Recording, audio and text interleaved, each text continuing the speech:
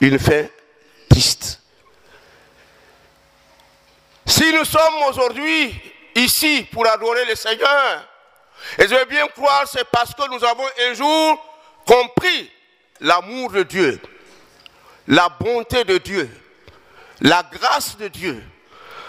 Et cette grâce est passée par quelqu'un dont Jonathan est aussi le type. Il s'agit bien sûr de Jésus-Christ. Alléluia. Dieu nous fait de la bonté, de sa bonté, nous accorde sa bonté à cause de Jésus-Christ. À cause de l'œuvre de Jésus-Christ. Une œuvre parfaite, accomplie à la croix du Calvaire. Et nous, comme l'Écriture le dit dans Ephésiens chapitre 2, que nous faisions partie des fils de la rébellion.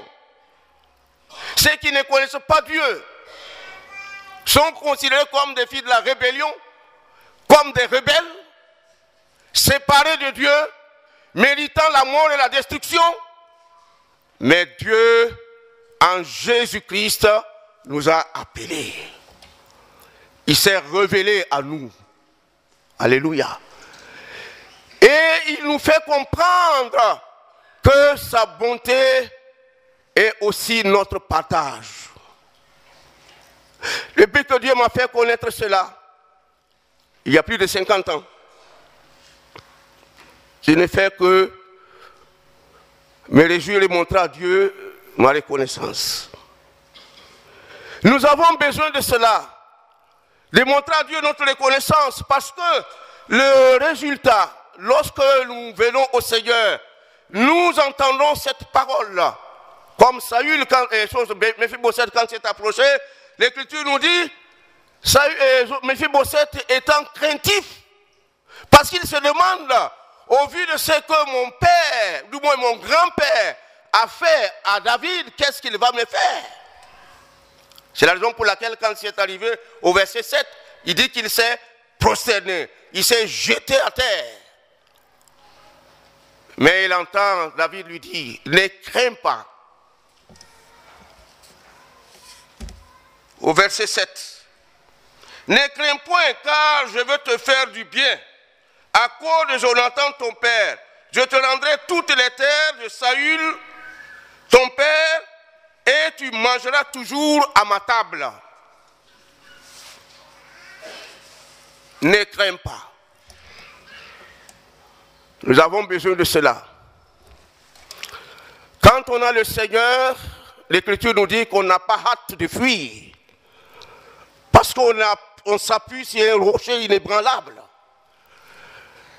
Et dans le Proverbe, il est dit que l'inquiétude abat le cœur de l'homme. Et dans Isaïe 22 aussi, il est dit qu'il n'y a pas de paix pour les méchants. Mais quand on a le Seigneur, on reste dans la sérénité. J'ai expérimenté cela pendant la période difficile que nous avons connue en Côte d'Ivoire et à Abidjan. Nous étions pendant 14 jours et 14 nuits enfermés. Oh, je le dis maintenant, c'est que vous le savez. Avec ma famille et tous ceux qui sont venus dans notre maison, mais nous étions confiants. Parce que le Seigneur est aux commandes. Alléluia.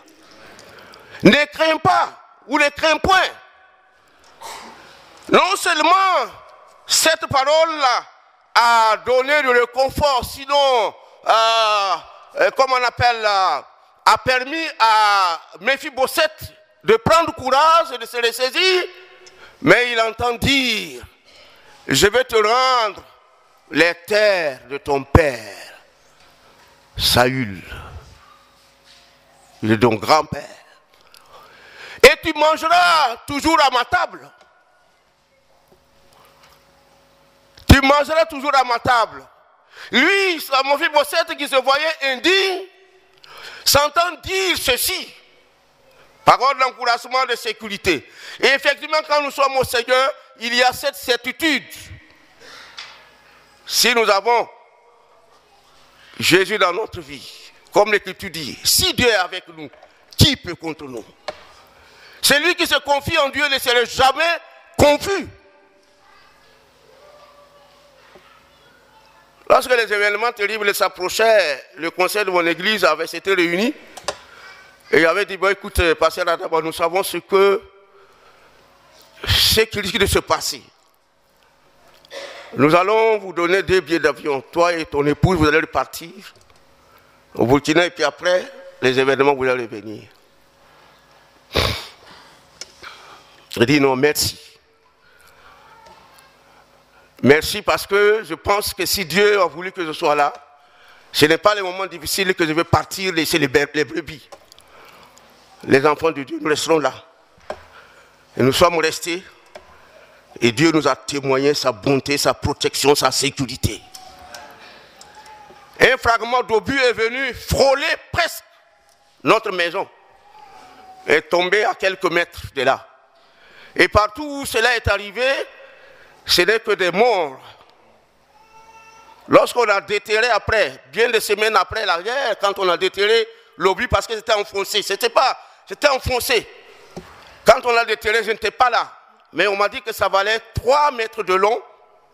C'était enfoncé dans la terre et il restait seulement un bout au dehors. Et pour le déterrer, il a fallu des soldats de l'ONU, des spécialistes pour l'enlever.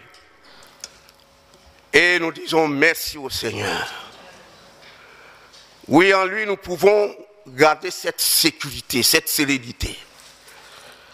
Aussi, Méphibosheth, il lui a été dit, je te rendrai les terres. En fait, en Jésus-Christ, c'est ce qui est merveilleux.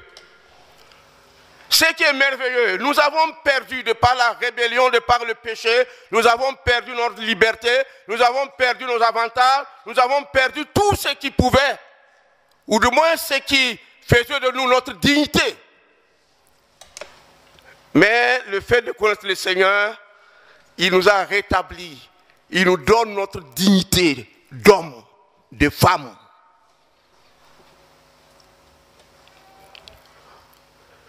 Ceux qui se sont convertis ou ceux qui sont nés dans des familles chrétiennes comme le pasteur Omar disait, c'est vrai, les fils de pasteurs, les filles de pasteurs ou des responsables ou simplement des chrétiens n'ont peut-être pas connu certains dégâts, mais il y en a qui sont venus au Seigneur à l'âge adulte après s'être vautrés dans le péché et qui ont eu les marques et les stigmatismes du péché. Ceux-là savent certaines choses. Quand on a eu le passage de Dieu dans notre vie qui rétablit, nous avons besoin de cela. Nous reconnaissons et nous voyons comment, après que nous avons rencontré le Seigneur, comment le Seigneur dans sa grâce nous rétablit. L'ennemi qui nous coince, qui nous serre et qui nous prive de notre liberté, Jésus nous délivre et nous met au large. Alléluia. Et ceux qui ne connaissent pas le Seigneur ne connaissent pas cette paix, ne connaissent pas cette liberté, ne connaissent pas cet élargissement, parce qu'ils sont acculés à cause du péché. Mais gloire soit rendue à Dieu qui nous a délivrés et qui donne un sens à notre vie et qui nous permet d'avoir, j'allais dire, d'atteindre les dimensions proportionnelles telles que Dieu a voulu pour l'homme en le créant.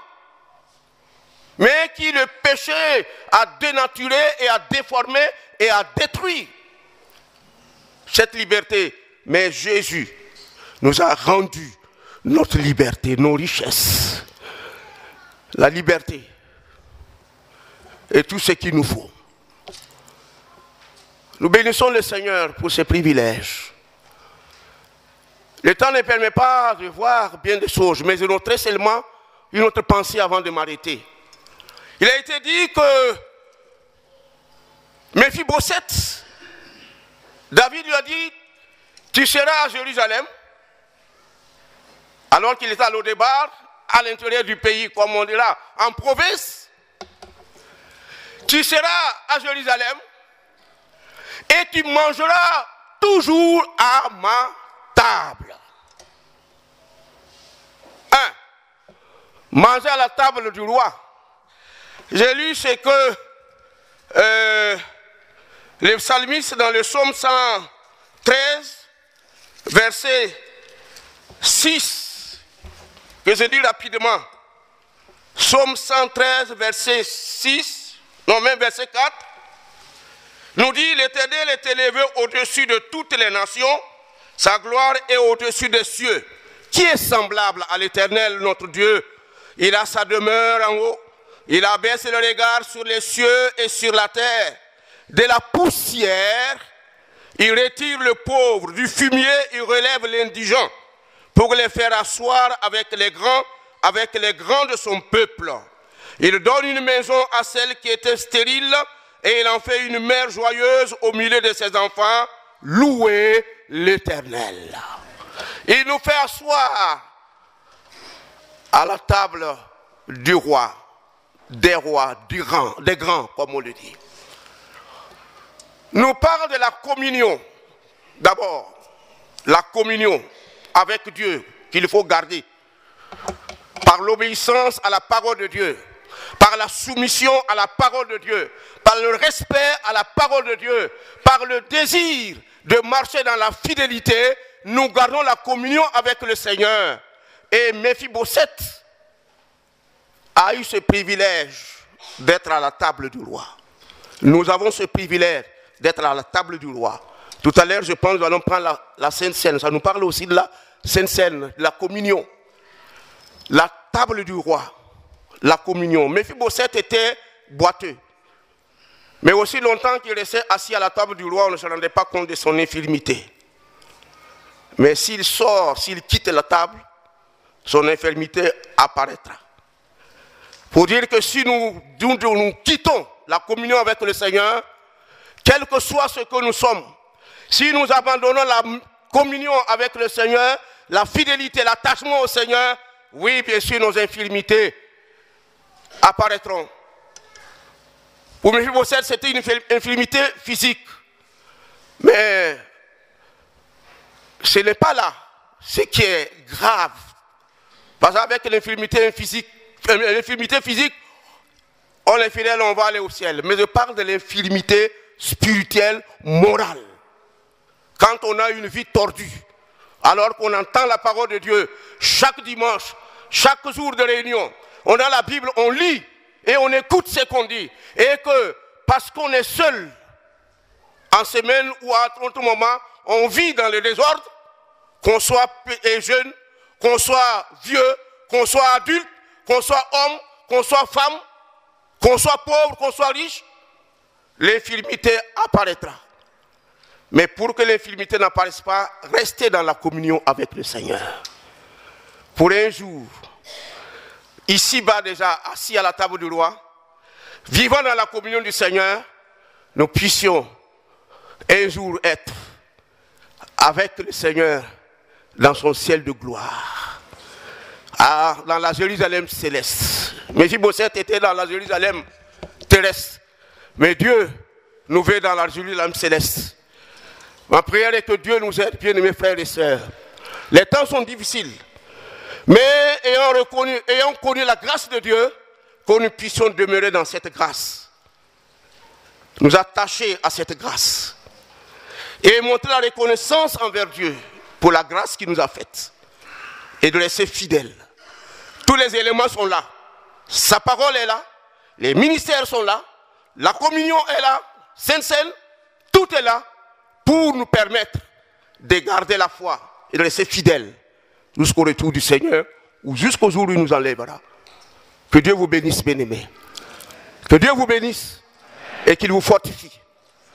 La bonté de Dieu s'est manifestée en Jésus-Christ envers des êtres indignes que nous sommes, que je suis, que vous êtes. Du moins que nous étions, parce que le Seigneur nous a fait grâce d'être en sa présence. Que Dieu vous bénisse au nom de Jésus.